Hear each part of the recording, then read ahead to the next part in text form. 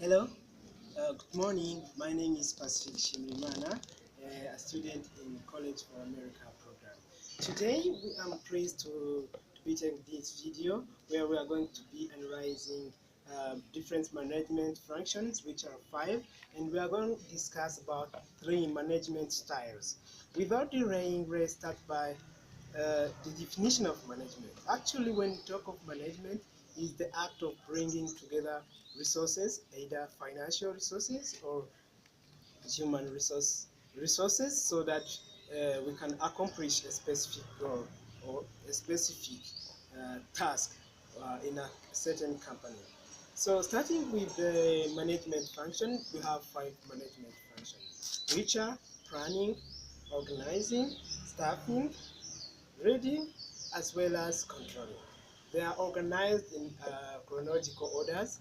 So we start by the first one, which is planning. When you say planning, it's an act of overseeing or forecasting what is needed, so that a company can can work toward that. It's an act of seeing or predicting what might be the needs of a company, or what might be the needs for a specific task to be done, then a company will work for that. Taking an example, when a furniture manufacturing company applies this planning process, for example, they forecast the number of chairs that will be needed by a certain people, a certain school. So, and as well as the shape. So they have to plan. They think of how will the shape look like, or what will they need, so that they can accomplish that task of making certain furniture.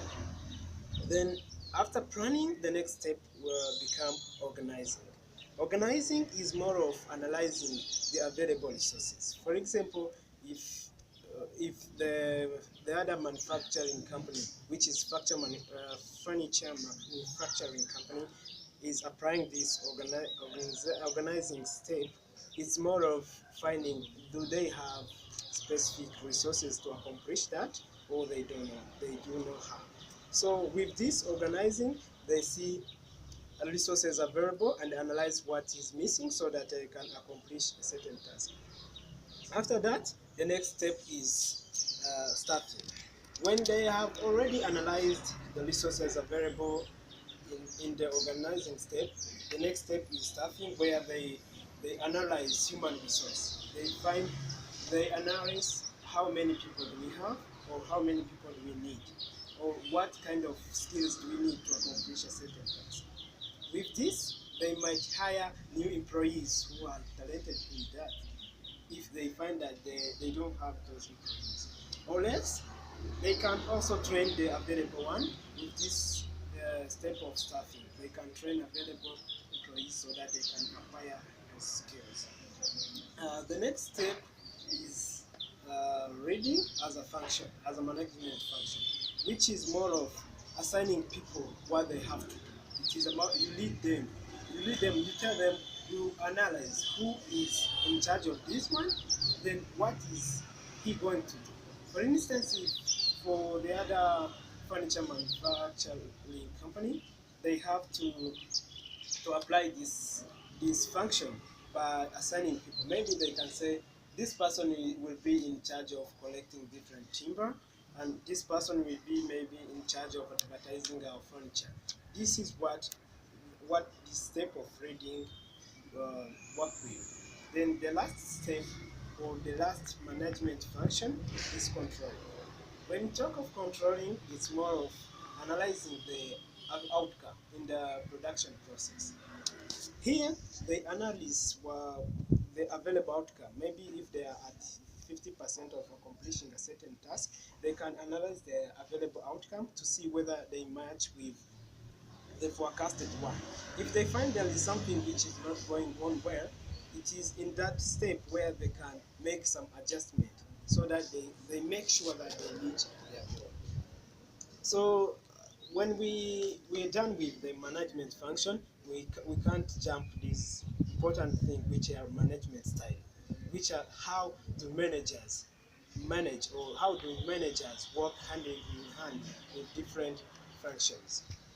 Here, I will say the three management styles, which are directing, discussing, then later we'll talk about delegating. First one, which is directing. Directing is more of directing people, or showing people who, what they have to do, how they have to do, and when they have to do it. It's a more of, and with this style, the manager come with all I can say all information in hand. They come knowing what needs to be done, how they have to do it, and when they have to do it. For instance, when a company uh, wants to accomplish a certain task, then the manager, let's consider the marketing company. When the manager come and tell employees that we have to advertise our product as what to do, then he tells them exactly we have to make a TV commercial which will show people smiling when they are using our product. It means that the manager came with all plan in hand with this style of dialectic. Then the next style is discussing. With this style of discussing, here the manager come doesn't. I can say he don't come with all plan. He know what they want to accomplish. Then he come, maybe he gather a meeting with employees and tell, we know we want to market our product, but I would like to get your suggestions about the way you can do it. It's more of discussing with employees to get what they might be thinking about.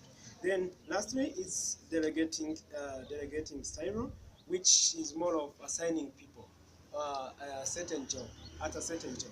Maybe let's think the manager was currently telling people what they have to do, but at this stage, it's more of empowering them.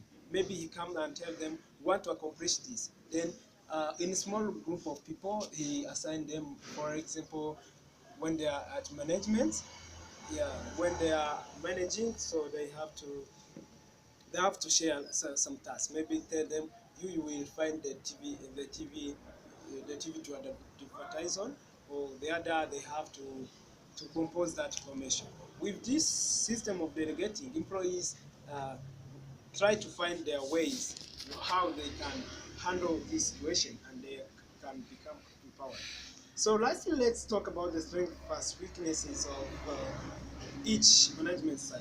Starting with the directing style, here directing style is goal-oriented and team-serving, because the manager come and tell people what they have to do. Then on the side of weaknesses, I can say that this might limit innovation as the manager come with what the plan. Then it doesn't power employees because they have to work what they are told. Then on the discussing style, it's I can say fair decisions are made because all employees participate in the decision of what to be done. Then it increases also critical thinking of employees when they are suggesting what to be done.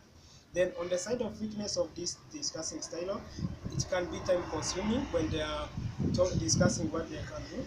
Then there can be also a delay in decisions because maybe there can happen a misunderstanding or disagreement on the decision to be made. Lastly, the delegating style. On the side of strength, I can say it is a time saving because the manager maybe come tell people we have to reach this goal, so you find a way to make it. Then also it empowers employees as they feel like they are taking initiative to accomplish a certain task. Lastly, on the weaknesses, I can say this delegating style, it